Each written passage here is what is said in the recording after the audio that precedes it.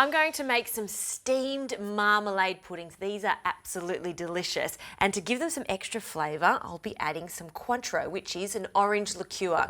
Now for the batter, you need even amounts of butter and sugar. 150 grams of butter that I've softened. We'll pop that into a mixer, along with the 150 grams of caster sugar and some vanilla bean paste. So about a teaspoon of the vanilla bean paste. Now I'll pop the lid on and we want to cream this until it's light and fluffy.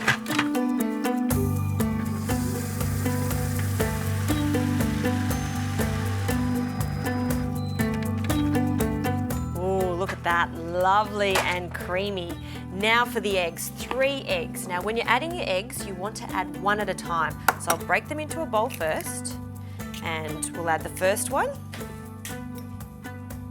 and then pop the lid back on, and just on a lower speed I'll incorporate the eggs. Once it's completely incorporated, I'll add another one with the motor still going.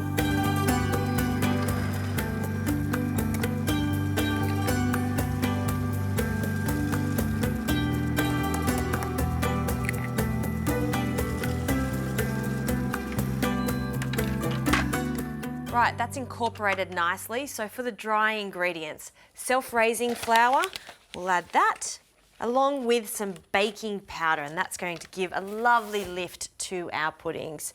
So in that goes. Also a pinch of salt, always with baking.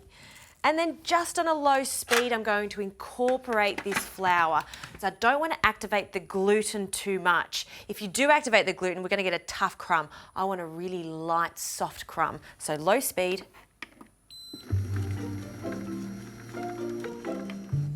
Okay, this batter is looking fantastic. It's almost incorporated, so it's time to add 3/4 of a cup of milk.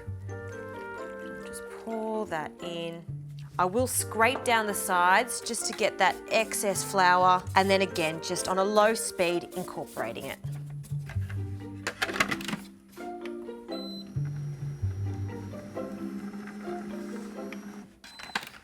Okay, our pudding batter is done. I'll take it off the base of that. And now for our marmalade. Use a good quality marmalade. This one's made in France. It's so lovely. Lots of orange zest through it.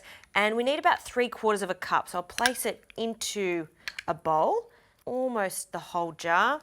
And then just loosen it up with the back of your spoon, and then we can add the Cointreau. So about 2 tablespoons is plenty. Now I'm going to dollop this into some ramekins. These are 3/4 of a cup capacity. I've buttered them and I've placed a bit of baking paper on the base because it is going to get really sticky after these are cooked. So I do want to turn them out, and it just makes it so much easier. So a generous spoonful of our orange marmalade in the base. Great. And spread that out. Then for our batter, I'll add a generous spoonful of the batter.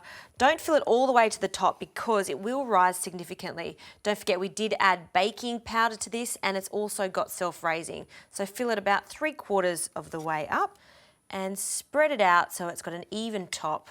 Great.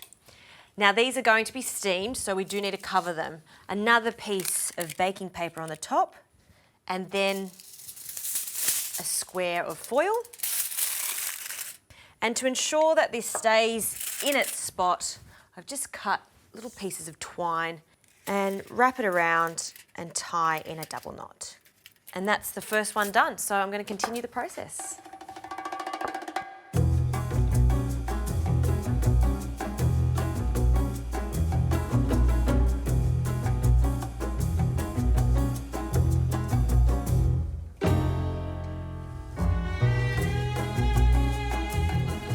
Okay, now that these are tied, I'm going to place them into our shallow pot.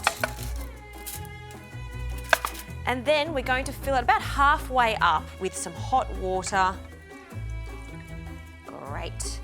And now I'll place a lid on and the heat on a medium heat, and this will cook for about 40 to 45 minutes. Just keep an eye on the water levels. If it goes down too much, just replenish it with some more.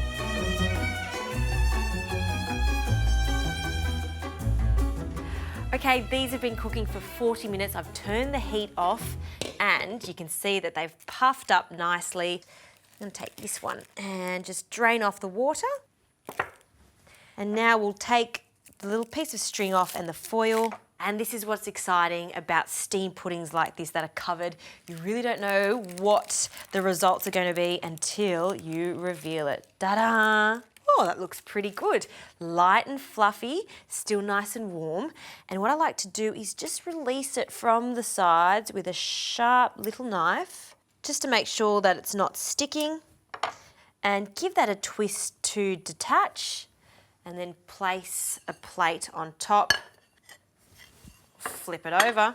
And it should pop out quite easily. Look at that. I love how this gorgeous marmalade has seeped into this beautiful sponge just right.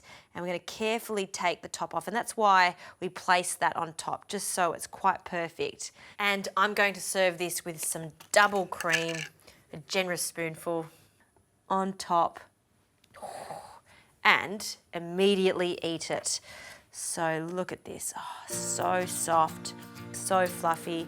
Bit of cream, allow that to melt in slightly.